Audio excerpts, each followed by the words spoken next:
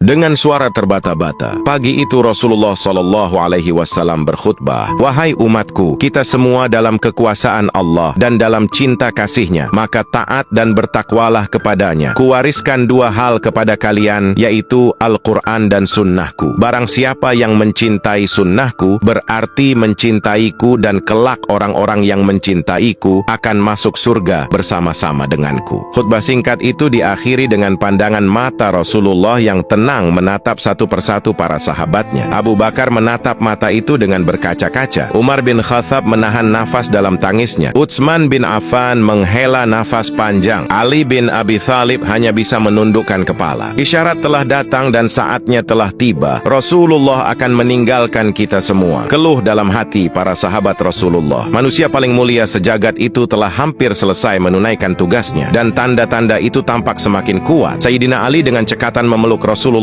yang begitu lemah dan begitu goyah ketika turun dari mimbar. Matahari kian tinggi, tapi pintu rumah Rasulullah SAW masih tertutup. Di dalam rumahnya, Rasulullah tengah terbaring lemah dengan kening berkeringat membasahi pelepah kurma sebagai alas tidurnya. Tiba-tiba dari luar pintu terdengar salam. "Assalamualaikum, bolehkah saya masuk?" tanyanya. Siti Fatimah tidak serta-merta mengizinkan ia masuk. "Waalaikumsalam, maaf ayahandaku lagi demam." Ia kembali menemani ayahandanya yang ternyata sudah membuka mata sembari bertanya, "Siapakah dia, wahai anakku?" "Tak tahu ayahandaku, sepertinya baru kali ini aku melihatnya," tutur Fatimah dengan lembutnya. Lalu Rasulullah SAW menatap putrinya dengan pandangan yang menggetarkan, seolah-olah bagian demi bagian wajah putrinya ingin dikenangnya. "Ketahuilah Fatimah, dialah yang akan menghapuskan kenikmatan sementara, dialah yang akan memisahkan pertemuan di dunia, dialah malaikatul maut," kata Rasulullah. Seketika Fatimah berusaha menahan ledakan tangisnya. Ketika malaikat maut datang mendekat, Rasulullah menanyakan kenapa malaikat Jibril tidak menyertainya. Kemudian dipanggillah malaikat Jibril yang sudah bersiap di atas langit dunia untuk menyambut kedatangan ruh kekasih Allah yang begitu mulia ini. "Jibril, katakan apa hakku nanti di hadapan Allah?" tanya Rasulullah dengan suara yang teramat lemah dan lirih. "Pintu-pintu langit telah terbuka. Para malaikat telah menanti ruhmu. Semua surga terbuka lebar menanti kedatanganmu," jawab malaikat Jibril. Dan ternyata itu tidak membuat hati Rasulullah lega. Matanya masih begitu tampak penuh kecemasan. "Engkau tidak senang mendengar kabar ini ya Rasulullah?" tanya malaikat Jibril. "Katakan kepadaku bagaimana nasib umatku kelak?" lanjut Rasulullah. "Jangan khawatir ya Rasulullah. Aku pernah mendengar Allah berfirman kepadaku, kuharamkan surga bagi siapa saja kecuali umat Muhammad telah berada di dalamnya," jawab malaikat Jibril. Detik demi detik semakin berlalu. Saatnya malaikat Israel melaksanakan tugasnya. Perlahan ruh Rasulullah ditariknya. Tampak sekujur tubuh Rasulullah bersimbah keringat. Urat-urat lehernya menegang. "Jibril, betapa sakitnya sakaratul maut ini," Rasulullah mengaduh lirih. Fatimah tak kuasa menatap ayahandanya. Dibiarkan matanya terpejam. Sayyidina Ali yang berada di sampingnya menunduk semakin dalam. Malaikat Jibril pun memalingkan muka. "Jijikkah engkau melihatku hingga engkau palingkan wajahmu ya Jibril?" tanya Rasulullah pada malaikat Jibril, sang penyampai wahyu itu. "Siapa yang sanggup melihat kekasih Allah direnggut ajal ya Rasulullah?" kata malaikat Jibril. Kemudian terdengar Rasulullah memekik karena merasakan sakit yang tak tertahankan. "Ya Allah, dahsyat sekali sakitnya maut ini. Timpakan saja semua siksa maut ini kepadaku, jangan pada umatku." Badan Rasulullah mulai dingin. Kaki dan dadanya sudah tak bergerak lagi. Bibirnya mulai bergetar seakan hendak membisikkan sesuatu. Ali segera mendekatkan telinganya kepada Rasulullah SAW. "Ushikum bisyalati wa ma malakat aimanukum." Aku berpesan kepada kalian, jagalah solat dan peliharalah orang-orang lemah di antara kamu. Di luar pintu, tangis pun mulai terdengar bersahutan. Sahabat Rasulullah saling berpelukan. Fatimah menutupkan tangan di wajahnya, dan Sayyidina Ali kembali mendekatkan telinga di bibir Rasulullah yang mulai tampak kebiru-biruan. "Ummati, ummati, ummati." Bagaimana nasib umatku, umatku, umatku? "Inna lillahi wa inna ilaihi raji'un." Berakhirlah sudah riwayat hidup seorang manusia yang kemuliaannya tak ada yang menandingi. Seorang manusia pilihan yang telah memberi sinar cahaya terang dan membawa kita terbebas dari kegelapan. Sosok yang begitu cinta kepada umatnya. Di saat ajal pun Rasulullah tidak memikirkan anaknya, istrinya, atau yang lainnya. Dalam hatinya Rasulullah begitu gelisah memikirkan nasib umatnya.